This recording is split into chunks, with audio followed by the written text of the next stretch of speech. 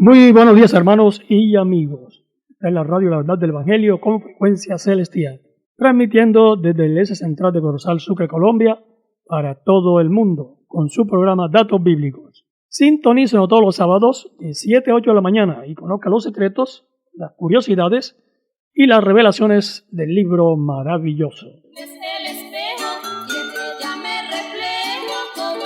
Estamos con el tema la ampliación. Esta es la segunda parte, haciendo un recorderis de la ampliación. Es un tipo de recurso literario que se utiliza para brindar al lector más información para la comprensión del tema abordado. La ampliación es una forma de epíteto, ya que el nombre sobrevive a través de un cambio efectuado. Cuanto más compleja y puntual sea su temática, mayor será la necesidad de ampliar los argumentos y los puntos de vista ofrecidos por el escritor. En algunos casos se estigmatiza al personaje y en otros casos se salta al personaje. Tenemos un ejemplo en Mateo 1, versículo 6. Isaí engendró al rey David y el rey David engendró a Salomón, de la que fue mujer de Urías. Mateo también usa la ampliación a referirse a Salomón, que fue hijo de David, con la que fue mujer de Urías. Con la ampliación a veces es como un agravio a la persona a quien se le aplica. La genealogía de José, padre adoptivo de Jesús, viene por Salomón. La genealogía de María, madre de Jesús, viene por Natán, que también fue hijo de David. El matrimonio de José con María legaliza el trono de David para Jesús. Recordemos que Jesús fue engendrado por el Espíritu Santo y no por José. La línea del trono por la genealogía de Salomón se corta en el reinado de Jeconías, que Dios le cambia el nombre por Conías. Jeconías significa Jehová establezca y Conías significa establecido. Al quitarle la primera sílaba se le quita precisamente el componente JE, abreviatura de Jehová, para quedar solo establecido, pero sin Jehová, sin la ayuda de Dios. La aféresis que sufre el nombre Jeconías es para mostrarle que ya no tiene la ayuda de Dios. La aféresis es una figura literaria que consiste en suprimir letras al comienzo de cada palabra. En el caso de Jeconías por Conías. Esto se cumple cuando Israel es deportado por Nabucodonosor a Babilonia. Allí se corta la genealogía de Salomón. Jeconías se le cambia el nombre de Conía, o sea, tiene un significado, que Dios lo dejó solo. Hay cosas que sufrieron los hijos por causa de los padres. Fueron rotas las bendiciones de Dios, las promesas de Dios, porque cierto personaje quebrantó la ley de Dios. Lo que Dios le estableció, lo que Dios le dijo que hiciera, no lo hizo. Pero como no lo hizo, las bendiciones se fueron. Eso le pasó a Jeconías. Incluso le quitan parte de su nombre. Ya no es Jeconías, sino Conía. O sea, diciéndole, Jehová ya no está contigo.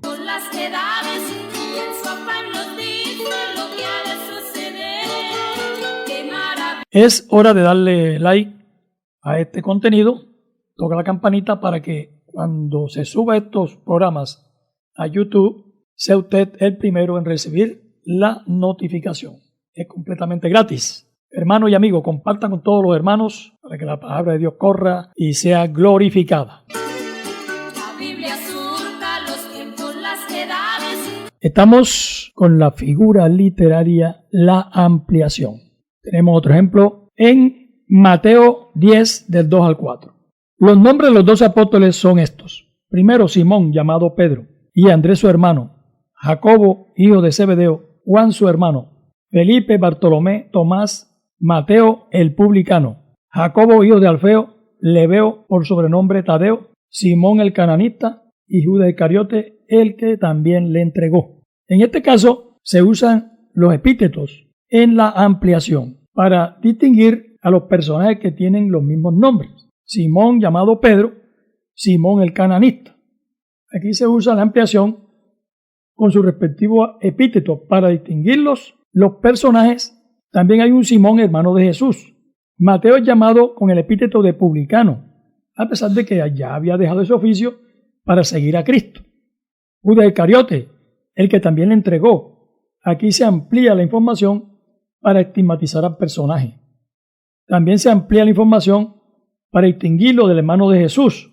En Mateo 13:55 dice: ¿no es este el hijo del carpintero? ¿No se llama su madre María y su hermano José, Jacobo, Simón y Judas? ¿No es este el hijo del carpintero? Es un epíteto que se usa para ampliar la información sobre el origen de Jesús. Y con esta pregunta retórica se estigmatiza el origen del Señor. Entonces aquí vemos un Judas. Entonces, para distinguirlo del Judas, hermano de Jesús, y otros Judas que están en la Biblia, entonces el autor usa la ampliación con diferentes epítetos. Me llama la atención es cuando hacen la referencia, bueno, no es este el hijo del carpintero, no están sus hermanos, sus hermanas aquí con nosotros. ¿De dónde tiene esta sabiduría? Porque no conocían la trascendencia del Señor Jesús. Cuando el Señor se da a conocer, la gente no lo creía. ¡Qué maravilla que Cristo haya sellado en un tan solo libro! Es la ciencia y verdad. Tenemos otro ejemplo de ampliación en Hebreos 11:31. Dice así la palabra de Dios: por la fe, Rahab, la ramera, no pereció juntamente con los desobedientes, habiendo recibido a los espías, escondiéndoles. Rahab es llamada todavía con el epíteto de ramera, para ampliar el tipo de mujer que era. La fe de la prostituta Rahab se expresó en su disposición de mostrar la hospitalidad a los espías israelitas. El escritor resalta que ella tenía más temor de Dios que del rey de Jericó, y no pereció cuando el juicio de Dios cayó sobre los desobedientes de esa ciudad. Como mujer gentil y pecadora reconocida, se unió a la compañía de aquellos que fueron salvos por la fe, porque Dios no hace acepción de personas a los que le temen. En Hechos 10:34 dice: entonces Pedro, abriendo la boca, dijo: en verdad comprendo que Dios no hace acepción de personas. Le tengo un dato aquí de conocimiento, hermanos, sobre los muros de Jericó.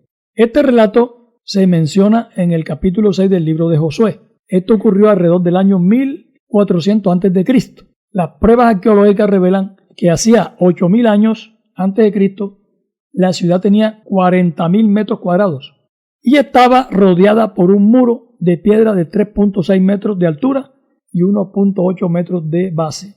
Su tamaño sugiere que tuvo una población entre 2.000 a 3.000 habitantes. Esta historia nos enseña que Dios es más fuerte que las murallas. Si Dios te dice que hagas algo, no importa lo difícil que parezca, hazlo de todos modos. Dios nunca te hará quedar mal. La conquista de Jericó nos recuerda la fidelidad y la importancia de la obediencia a Dios. Mediante la fe en Jesucristo podemos experimentar la salvación y las promesas de Dios. Él es el mismo de ayer, hoy y por los siglos. Él no cambia. Él sigue siendo el mismo. Hablando de Rahab, ella tuvo más temor de Dios que temor a la muerte por causa de guardar o esconder a los espías, porque tuvo más temor de Dios y Dios a quien le teme lo guarda. En un tan solo libro es la ciencia y verdad. Estamos en la ampliación y tenemos otro ejemplo en Amós 6:8. Jehová el Señor juró por sí mismo. Jehová Dios de los ejércitos ha dicho: abomino la grandeza de Jacob y aborrezco sus palacios, y entregaré al enemigo la ciudad y cuanto hay en ella. Abomino la grandeza de Jacob es una sinécdoque. Se le atribuye al personaje fundador el pecado de la nación. Y aborrezco sus palacios es una metonimia, en donde se reemplaza el lugar o las personas que viven allí. La ampliación está en que, como hay un solo Dios, no tiene otro por quien jurar, sino por sí mismo. El santuario, que fue la gloria grande del pueblo de Israel, el sacerdocio, el reino y la dignidad conferidos a ellos por Dios, estas cosas, dice Dios, no son de valor alguno ante mis ojos para desviar el castigo. El pecado del pueblo hizo cambiar los designios de Dios para con Israel. Eso mismo sucede a un cristiano que se desvía del camino de salvación. La ampliación, que es el tema de hoy, está en que Dios juró por sí mismo. No hay otro Dios, hay un solo Dios. Entonces, el jurar por sí mismo dice que no hay más dioses. Y uno dice, bueno, pero ¿cómo porque el Señor jura por él mismo? No, porque es que no hay otro. Y en su afán nos dice lo que ha de suceder. Qué maravilla que Cristo haya sellado en un tan solo libro, es la ciencia y verdad. Estamos con la figura literaria, la ampliación. Tenemos otro ejemplo en Lucas, capítulo 2, versos 8 al 11. Habían pastores en la misma región que velaban, guardaban la vigilia de la noche sobre su rebaño. Y aquí que se les presentó un ángel del Señor, y la gloria del Señor los rodeó de resplandor, y tuvieron gran temor. Pero el ángel les dijo, no temáis, porque aquí os doy nuevas de gran gozo, que será para todo el pueblo, que os ha nacido hoy en la ciudad de David un Salvador, que es Cristo el Señor. Aquí la ampliación está en la frase, os ha nacido hoy en la ciudad de David un Salvador, que es Cristo el Señor. Esa es la ampliación. En otras palabras, la ciudad de David es Belén, donde nace Salvador, que es el Mesías. En este contexto bíblico da a entender que Jesús no pudo haber nacido en diciembre, ya que para esta fecha es invierno. Por tanto, todo estaría cubierto de nieve y no habría pastos para las ovejas en el campo. Debió nacer en primavera, que inicia el 20 de marzo y finaliza el 21 de junio. Según las descripciones de Lucas, Jesús nació posiblemente en abril, en pleno apogeo de la primavera, donde habría suficientes pastos para las ovejas de los pastores. Bueno, el escritor resalta esto. Él le dice a los pastores que hoy ha nacido en la ciudad de David un Salvador.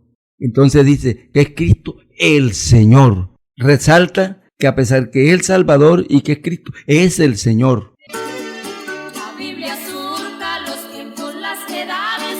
Hermano, suscríbete a nuestro canal La Verdad del Evangelio y reenvía este contenido a otros hermanos para que la palabra de Dios corra y sea glorificada. Es el escudo, también es la bandera.